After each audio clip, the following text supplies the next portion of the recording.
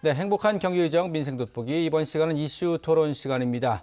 자, 오늘 함께할 주제는 직장 내 괴롭힘에 관한 내용입니다. 최근에 사회적으로 큰 문제가 되고 있는데 하나하나 좀 살펴보도록 하겠습니다. 함께해 주실 두 분 소개해 드리죠. 먼저 앞선 시간 함께해 주셨죠. 윤종열 기자 변함없이 또 자리해 주셨습니다. 예, 고맙습니다. 자, 그리고 모처럼 나오셨네요. 비례대표이신 국민의힘 이혜영 도의원 자리에 함께해 주셨습니다. 네, 고맙습니다. 안녕하세요. 네, 반갑습니다.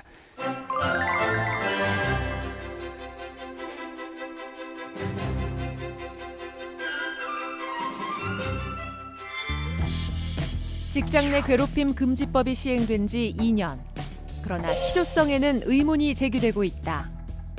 직장인 반 이상이 괴롭힘 경험을 가지고 있고 괴롭힘을 당해도 실제 신고까지 이어지는 경우도 드문 상황에서 무엇보다 금지법을 강화하는 안이 필요하다. 이에 경기도의회 국민의힘 이혜영 의원이 대표 발의한 경기도 교육청 직장 내 괴롭힘 금지에 관한 조례안이 주목받고 있다. 부당한 대우와 불합리한 조직 문화를 개선하고 직장 내 괴롭힘 근절을 위한 구체적 방안과 과제는 무엇인지 오늘의 이슈 토론에서 생각해 봅니다. 네, 최근 누구나 다 아는 모르는 사람이 없는 모 기업에서 안타깝게도 그 직장 상사의 괴롭힘에 못 이겨서 스스로 목숨을 끊는 안타까운 일이 벌어지고 말았습니다. 자, 이혜영 의원님 이 사건 접하시면서 어떤 생각 드시던가요? 너무 안타까웠습니다. 더군다나 그 기업이 우리 그 기업에서 조직의 위계를 없애기 위해서 직급 없는 수평적인 문화를 선도적으로 이렇게 이끌어왔던 기업이기 때문에 네. 그 기업에서조차도 그 직장의 괴롭힘으로 인해서 이런 극단적인 선택을 하는 이런 사건이 발생했다는 것은 너무나 안타까운 일이고요. 이 사건을 보면서 아직도 우리 기업 문화가 더 많이 변화돼야겠구나 이런 생각을 해봅니다. 예. 네. 직장 내 괴롭힘 금지법이라는 게 있습니다. 2년 전에 크게 또 기사화되면서 많은 분들이 기억을 하실 텐데 이제 정확히는 근로기준법 내에 직장 내 금지 조항이 있다 이렇게 보시면 되는데 2년이 지났는데 정작 직장인들은 뭐 잘 체감을 못하겠다 이런 얘기가 많더라고요. 어떻습니까? 예, 직장 내 괴롭힘 금지법이 2019년 7월 16일 시행됐습니다. 네.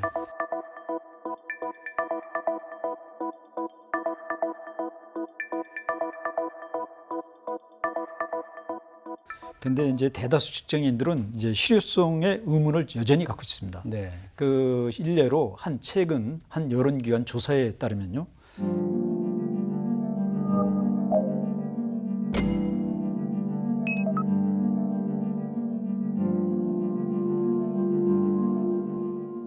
어떤 직장 상사의 어떤 갑질 이것이 제일 많습니다. 네. 그리고 이제 언어적 폭언 이런 것들이 이제 뒤따를 수 있고요. 네. 그 다음에 이제 직장 내에서 성희롱 이런 것들도 여전히 이제 문제다. 그러니까 이걸 여론조사에 보면 한 19% 정도가 어떻게 보면은 직장 내에 성희롱을 당했다는 경험을 갖고 있다 이렇게 말하고 있고요.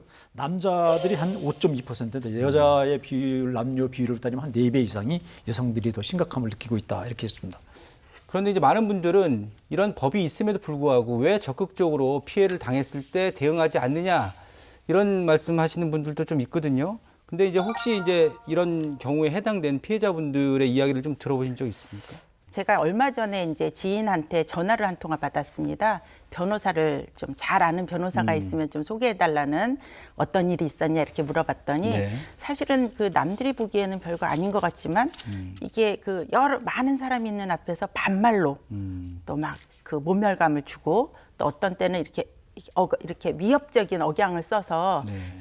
굉장히 그 불안하게 만들고 이 직장에 계속 다니기가 어렵다. 그래서 이러한 것을 직장에 말을 했는데 직장에서는 뭐냐면 뚜렷이 처벌할 수 있는 그런 룰이 없기 때문에 네. 개인적으로 해결을 하던가 아니면 개인적인 소송을 해라 이런 답변을 들었다고 합니다. 네네. 그래서 저에게 그 변호사를 요청한 일이 있는데 아직까지도 그렇게 이런 가해자에 대한 조치가 조치를 할 수 있는 명확한 룰이 없어서 이런 네. 일이 벌어지고 있는 것 같습니다. 이게 법을 처음에 만들 때 금지법이라고 해서 금지만 할 게 아니라 처벌 조항도 같이 만들었어야 되는데 2년이 좀 그냥 지나간 것 같다는 안타까움이 드는데 지금 말씀 중에 보면 일단은 피해를 내가 봤다라고 판단이 됐을 경우에는 뭐 사용자 측 그러니까 회사에다가 일단은 뭐 신고하는 거잖아요, 절차가.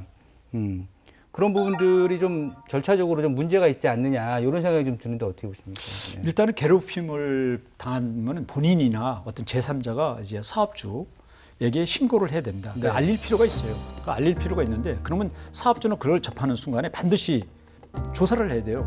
그러니까 조사를 해서 뭐가 문제인지 실질적 그런 일이 있었는지 확인을 해야 됩니다. 그런데 확인을 안 하고 이거 방관을 좀 하는 경우가 있지 않습니까? 그러면 과태료를 물게 됩니다. 그동안에는 그런 것 조항 자체가 없었어요. 근데 과태료가 있는데 500만 원을 문데 이거 지금 이제 뭐 오늘 만약에 그런 일이 벌어졌다 그러면 과태료를 물지 않습니다. 지금 현행에는 없어요. 이게 10월 14일부터 이 법이 시행되기 때문에 좀 아쉬운 점이 있죠. 근데 이제 신고를 했는데도 그러한 좀 문제점이 있으면 가해자는 노동청에 이제 어떻게 보면 또 다른 어떤 신고를 하게 돼 있습니다. 노동청에. 네. 그럼 노동청에서는 어떤 그러면 근로감독관이나 뭐나 해서 조사를 하겠죠. 그 조사를 하고 문제점 있으면 거기에 대한 이제 처벌이라든가 뒤따르는데 네. 또 이제 또 그런 가해자가 그런 피해를 입었다면은 어떤 근로복지공단에다가 또 다른 어떤 신고를 했어요. 산재보험 혜택을 받을 수 있습니다. 그런 경우에는 근로복지공단에다가 신고를 하면 거기에 따른 어떤 다시 심사를 통해 가지고 산재보험이라든가 이런 혜택을 받게 됩니다. 예. 근데 이게 보니까 금지법 자체가 처벌 조항이 이제 뭐 10월 달에 새로 제정이 돼서 만들어져서 시행이 된다고 하는데 뭐 이렇게 과하게 처벌하는 것 같지도 않고 그러네요.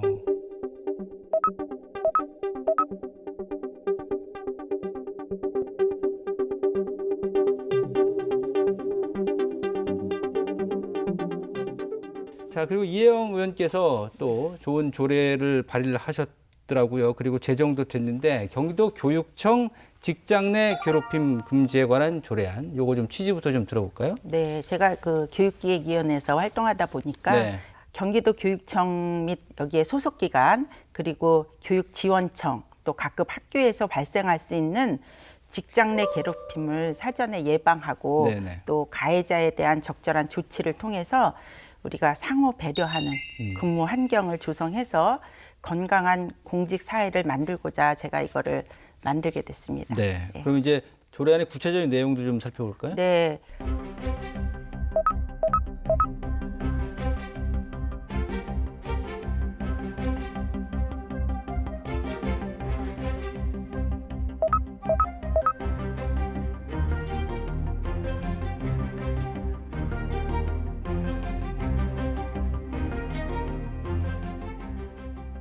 그동안에는 이제 공직자 내 부당행위나 불공정 행위에 대한 규정이 경기도 교육청 공무원 행동 강령에 있었습니다. 근데 이제 이 의원님이 이제 대표 발의해가지고 이걸 갖다가 조례에서 자치법규로 조례로서 정하는 겁니다. 예, 예. 그러니까 그 어떻게 보면 어떤 규정을 명확히 하면서 네. 거기에 대한 어떤 느끼는 수위, 어떤 도민이 느끼는 수위를 굉장히 좀 끌어올렸다 이렇게 네. 볼 수 있고요. 네. 직장 내 괴롭힘 상담 센터 같은 걸 이거 설치를 했거든요. 그러면 수혜 혜택을 넓혔다. 네. 이렇게 볼 수 있습니다. 예. 네. 뭐 경기도 교육청에서도 상당히 좀 긍정적으로 생각을 할 것 같은데요. 또 교육청 차원에서 이 조례 제정과 함께 존중 배려하는 조직 문화 조성에 좀 앞장서기 위해서 프로그램들을 다양하게 한다고 그러네요. 네, 요것도 이제 좀, 아까 이 의원 말씀하신 대로 이 조례 공포가 된 게 5월 20일이에요. 네. 그 대표적인 게 이제 갑질 신고센터 운영과 관련해서 감사관 내에다가 갑질 전담 직원을 지정하고요. 그다음에 이제 경기도 교육청 공무원 행동 강령에다가 그 갑질 관련 어떤 내용을 대폭 반영시키겠다 하는 네. 그 프로그램이 있습니다. 그다음에 교육도 이제 매월 어떻게 보면은 교육을 실시하고 그다음 정기적으로 갑질 실태 조사도 진행해 나갈 거고 있습니다. 경기도 교육 환경이 상당히 많이 바뀔 것 같네요. 학생들에게도 뭐 도움이 되겠죠. 이런 것들이 아무래도 심리적으로 관련된 뭐 교사분들도 그렇고 행정직 분들도 그렇고 좀 하나의 어떤 무거운 짐을 덜어내면 학생들에게 좋은 쪽으로 돌아가지 않을까 생각이 되는데 뭐 조례안도 제정하셨고 직장 내 괴롭힘 이제 전반적으로 좀 없어지기 위해서 가장 먼저 좀 중요한 핵심 요소들은 어떻게 있다고 보십니까? 경기도 교육청 예를 들어보면 네네네. 그 경기도 교육청은 다양한 직종의 분들이 근무하고 있습니다. 그래서 정규 교직원은 이런 일이 일어났을 때 정규 교직원 같은 경우에는 감사실에서 이 일을 해결합니다. 네. 그리고 어디다 갖다 사용자 어디다 이거를 의뢰하냐 하면은 감사실이 되겠고요. 그다음에 그 공무직 직원들은 노사협력과에서 하게 네. 돼 있고요. 또 정규직이 있고 또 계약직이 있습니다. 이런 다양하기 때문에 똑같은 일이 발생하더라도 이거를 처리하는 과정들이 틀렸습니다. 네. 근데 제가 이제 이 조례 속에 담아놓은 직장 내 괴롭힘 상담 센터를 설치하게 된다면 똑같은 사안을 한 군데서 이렇게 처리함으로 인해서 우리가 예방과 또 사후 조치를 강화함으로 인해서 실질적인 직장 내 그 괴롭힘의 사례들이 많이 줄지 않을까. 이게 가장 큰 저는 그 변화로 인해서 이제 그 어떤 좋은 결과를 얻을 수 있는 그런 거로 기대를 해보는 사안입니다. 예, 예. 피해자가 신고를 할 때는 첫 번째 용기가 필요한데 저는 이제 뭐 제 의견입니다만 그 피해자를 더 이상 억울하지 않게 해주고 강력하게 보호를 하는 게 첫 번째가 아닐까라는 뭐 그런 생각을 좀 들고요. 자, 이혜영 의원님 오늘 주제 관련해서 이제 끝으로 뭐 마지막 제안과 향후 계획 부탁드립니다. 네, 근주자적, 금묵자흑이라는 말씀 들어보셨을 네. 겁니다. 그 사람은 주변 환경에 많은 영향을 받는다고 해요. 그래서 성장과 발전을 원한다면 그것에 유리한 환경을 만들어야겠다. 그런 생각을 해봅니다. 네. 그래서 우리가 그 직장 내 괴롭힘 예방도 중요하지만 사후 조치가 잘 이루어져야지만 진정한 예방이 되지 않을까 생각이 듭니다. 네. 그래서 그 전국에 설치된 직장 내 괴롭힘 상담 센터가 아까 말했지만 우리가 네네. 어떤 그 피해자들이 호소할 수 있는 소통의 창구가 좀 단순화되고 가까이 있으면 이게 좀 더 예방이 되지 않을까 싶은데 8개밖에 되지 않더라고요. 네. 근데 이번에 제 그 조례로 제가 그 경기도 교육청 내에 이 센터를 설립하라라는 취지를 담았잖아요. 예, 예. 그래서 고용노동부는 지금 현행 제도가 그 사업장 내 자율적 예방과 대응 그 조치에 중점을 두고 있지만 사후 조치를 위해서 우리가 이 센터가 조속히 설립이 되고 또 이게 실질적인 기능을 가질 수 있게 거기에 대한 또 권리도 주고 이렇게 해서 직장 내 경기도 교육청 내 그 괴롭힘 금지가 될 수 있도록 네, 네. 그렇게 제가 교육위원으로서 아주 더 열심히 노력하겠습니다. 네. 오늘 뭐 이 직장 내 괴롭힘 얘기를 좀 해봤는데 우선은 직장 내에서 좀 직위를 떠나서 서로 소통하고 존중을 하는 것이 우선이고 가해자가 분명히 처벌받을 수 있다는 경각심을 좀 가져야 될 것 같고요. 신고한 피해자가 또 다른 피해를 받지 않도록 법이 좀 실효성을 보여줄 수 있기를 바랍니다. 자, 오늘 좀 짧은 시간이어서 아쉬운데 여기서 마무리를 좀 짓도록 하죠. 함께해 주신 두 분 진심으로 감사드립니다. 고맙습니다. 네, 수고하셨습니다. 네, 고맙습니다.